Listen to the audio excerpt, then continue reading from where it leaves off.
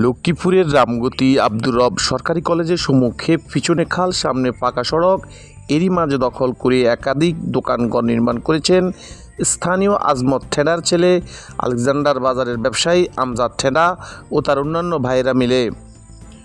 সম্পূর্ণ অবৈধভাবে জবরদখলের উদ্দেশ্যে সরকারি সম্পত্তিতে দোকানপাট নির্মাণ করে ভাড়া দেওয়ার উদ্দেশ্যে দখল করে। এ নিয়ে আজমত ঠেডার ছেলে আমজাদ ঠেডা যদিও জমি নিজেদের বলে দাবি করেন। আমাদের যতটুকু আমরা ততটুকুর মধ্যে করছি, আমাদের কাগজপত্র ততটুকুর ভিতরে আমরা খাল আছে, খালের জায়গা খাল আছে, দেখলাম খাল বাড়ার চললাম বছর বছর দিয়ে না অনেক চলি না। আমরা সামনে দেখলাম ফাঁকা খাল, আমরা ওই বেড়া দিচ্ছি, আমরা বেড়া দিচ্ছি, বেড়ার এই সাইডে আমাদের মুক্ত, ওই সাইডে খাল গভীর করছে এটাও জানি।